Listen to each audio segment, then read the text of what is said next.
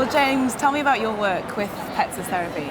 Pets as Therapy is a fantastic charity that I joined a couple of years ago with Ella, and last year actually Mable joined as well. And it's a charity that really helps people, those that have dogs can go and visit places that might need dogs to come and visit. So sometimes hospitals, schools, mental health centres and various other establishments, and where actually dogs can really help benefit from all the love and affection that they can give. Well, how have dogs helped or supported you in your life? Dogs have been a huge part of my life, and actually this is why I have so many, I think, is because I rely on them in so many different ways.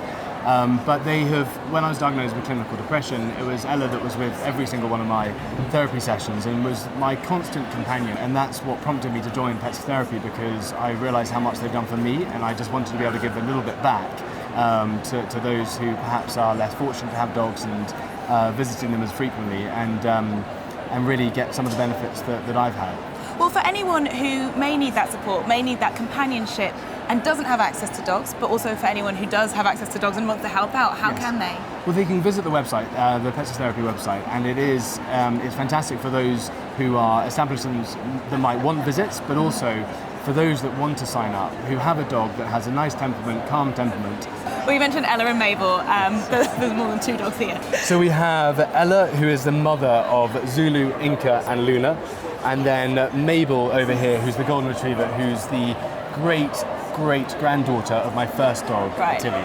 Oh, they're gorgeous. And you know what you said about spreading that love and that joy, it's so true.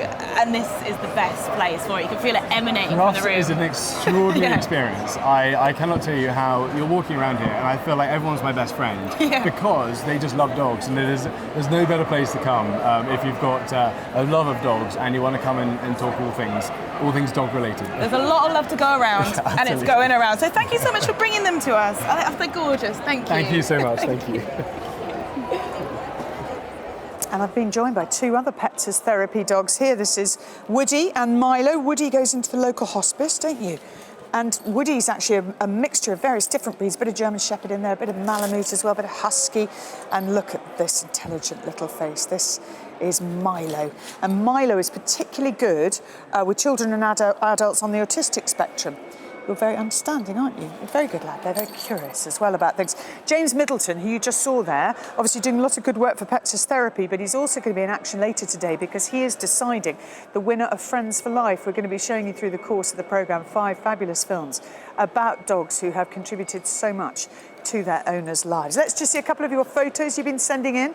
Oh, look at that, number 1. That's fantastic. That tail is wagging away. 5-month-old Branston's first viewing of Crufts. Well, Branston, I think, is enjoying it. And number 3 as well, another little wagging tail there. Who have we got? Archie getting a wee bit too involved with Flyball. Yes, that can happen. And down in number 8, who's that? Ralph hasn't moved since Thursday. I saw a dog earlier today, actually, that was a rescue collie who was watching the agility on the big screen and literally hadn't moved the whole time, just transfixed by it. And you can see these 2 here, Woody and Milo.